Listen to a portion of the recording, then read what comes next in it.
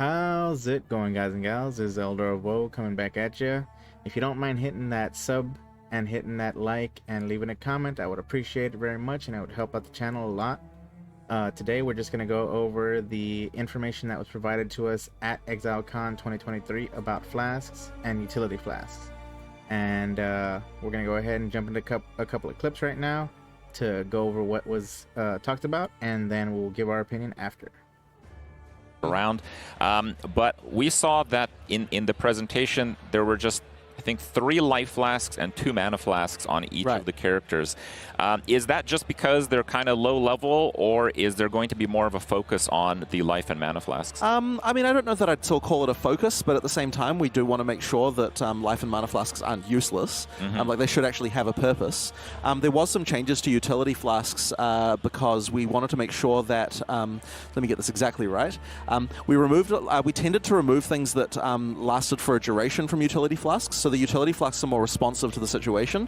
So for example, if you are currently burning, then if you use a flask to get rid of that, then it will give you, it will remove the burning and make you immune for a while. But if you don't have burning on you right now, it doesn't do that. So that's the kind of stuff that we're doing to sort of make it so that there's some counterplay going on with it, rather than just I just have it on all the time. It's effectively just another effect on my character. Well, you have that kind of as the affix system in PoE 1 right now. Yes, sorry, I'm not up to date with PoE 1, so I think generally that system is pretty well received. Right, okay. What do utility flasks look like in PoE 2?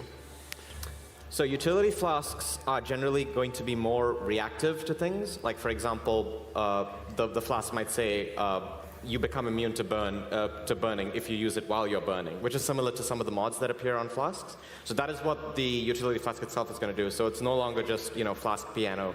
You have your buffs up kind of all the time. It's more of a when something happens to you, you then use the flask in response to that. All right. We also have effectively a guard flask. Yes, taking the place of guard skills in most ways. There is your emergency, I'm about to take a lot of damage button. And I suppose that one is proactive, but it's like a short burst of like a shield where the guard flask absorbs a percentage of the damage that is happening to you. So you can use it as like a, oh shit, I'm standing in the slam, I shouldn't be, press the flask. And Yeah, it's not something you're going to want to be pianoing. Yeah, so exactly. If that was the concern. Yeah. Is the Quicksilver flask still in the game? No. No. Okay. Yeah, it's controversial. Die, Quicksilver. To add to those clips, the one thing that has changed for sure currently is that in PoE 2, you no longer gain flash charges by killing regular enemies. You can only gain flash charges by killing bosses or rares.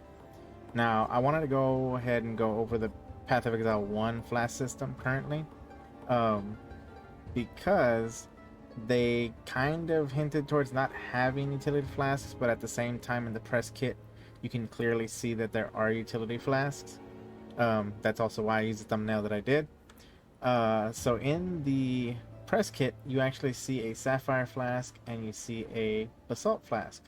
Now, I'm not 100% sure if they're going to function the exact same way or whatnot, but what I do know is, of course, we no longer have the Quicksilver flask, and they did speak about rarity, so I'm thinking we will still have the gold flask.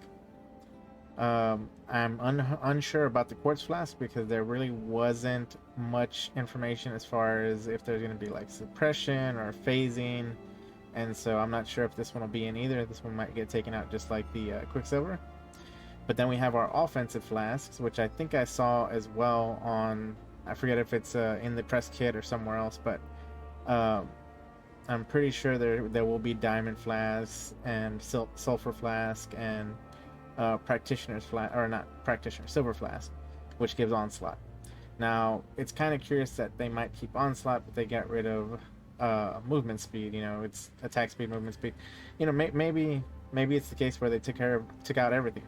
But if they have this one, more than likely they have the rest of these, because these are all flasks that are for resistance. Okay, and then all of these are defensive flasks.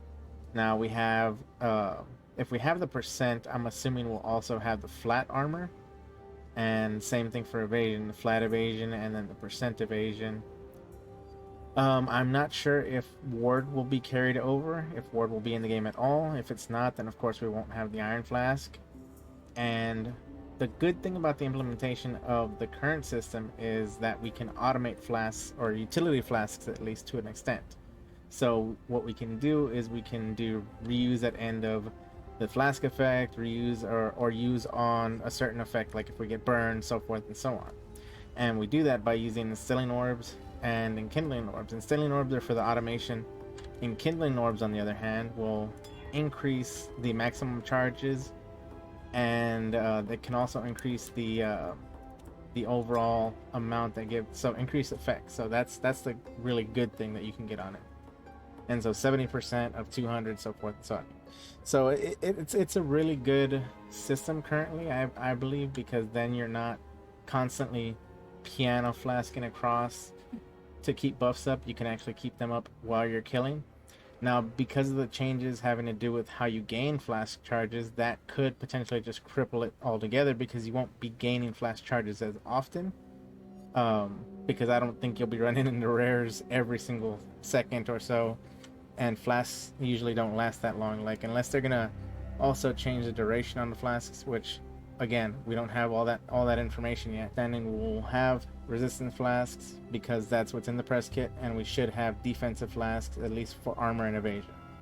You know, and this is what they were talking about: grant immunity bleeding for 8 seconds if used while bleeding. You know, and that's exactly what they were talking about, how the flasks are going to work as far as utility flasks. And so that's why I think it's kind of peculiar that we already have this kind of system. And I know he mentioned that maybe the system was brought over from PoE2, and if that's the case, then, you know, if they're sticking with the system, then that's great. You know, hopefully they bring along the orbs and everything like that, so that way the system continues to work as smooth as it has been recently after the introduction of these orbs. That's my opinion, but let me know what you think in the comment section below. And this is Elderofwoe saying, over and out.